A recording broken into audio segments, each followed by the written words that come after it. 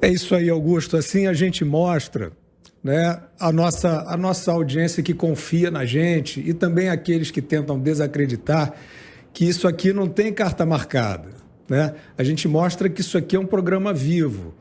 E o que nós estamos fazendo nesse momento é exercer a nossa responsabilidade de discutir uma política pública sobre um assunto crucial. E é exatamente isso, eu vejo de uma maneira, a Ana vê de uma maneira, o mestre Augusto Nunes vê de uma maneira. E a gente vai aqui tentando ajudar o público a entender. Exercício da nossa responsabilidade é bom, né? É bom que o público perceba, ele percebe. E nós estamos falando da política pública de um governo no qual nós reconhecemos virtudes, né? Então nós ficamos mais à vontade ainda para fazer essa crítica. Isso é a nossa independência. Agora, sobre a imprensa, Vitor, eu queria dizer realmente que essas supostas tentações autoritárias deste governo nunca apareceram, né, de controle, ao contrário, elas estão hoje no STF, tentando calar através aí de medidas dissimuladas.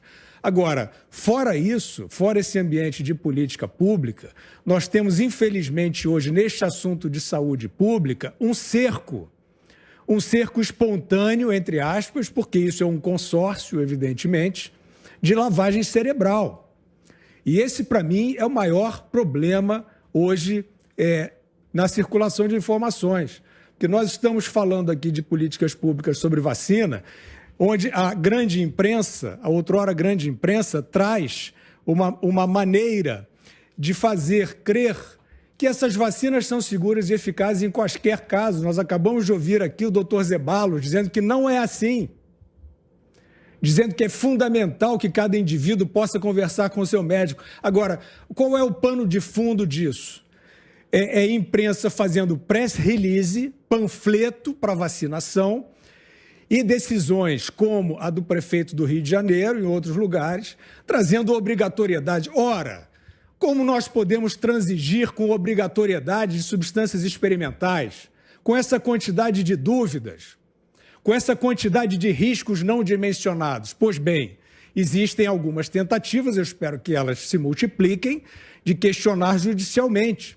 E o que faz a justiça? Por isso que eu falei que é caso de polícia. O que faz a justiça? Eu vou ler aqui um trecho da decisão de uma desembargadora, né, Tribunal de Justiça do Rio de Janeiro, sobre uma medida para impedir esse decreto absurdo de obrigatoriedade. E aí, senhoras e senhores, entra criança, adolescente, que é obrigatoriedade para cair na piscina, é obrigatoriedade para ir ao clube, para ir à academia, para ir ao museu. Vocês estão percebendo isso?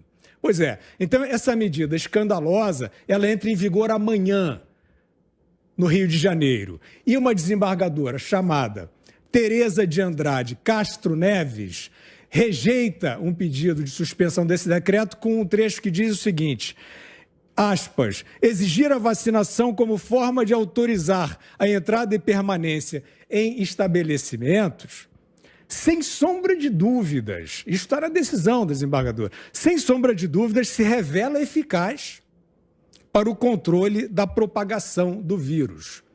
Eu gostaria de dizer, de perguntar à desembargadora Tereza de Andrade Castro Neves, de onde ela retirou esta premissa de eficácia comprovada? Eu não conheço.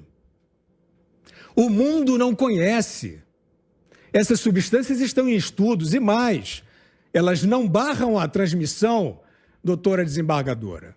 Elas não barram a transmissão, elas não são, ao contrário do que a senhora afirma, não sei com base em que fonte, elas não são eficazes plenamente para a detenção de contágio, de transmissão do vírus.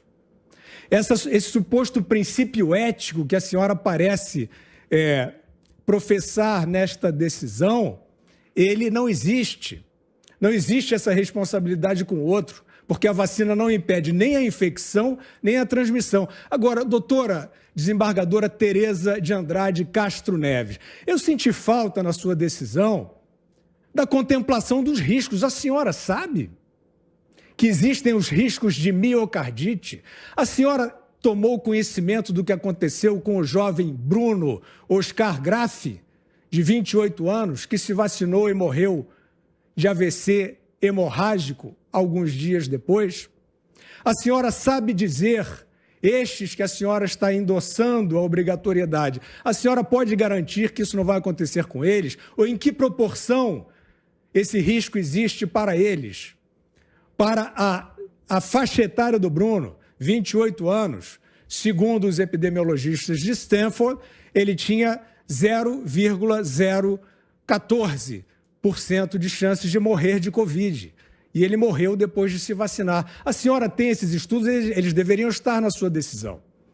Então, nós estamos diante de uma situação de política pública descontrolada, com uma imprensa irresponsável, trazendo falsas premissas de segurança, e o judiciário seguindo nessa linha. Quem vai responder por isso? Quem vai pagar por isso? Ora, vocês acham que eu estou sendo enfático? Essa política está aplicada. Quantos irão se vacinar porque senão virarão cidadãos de segunda classe?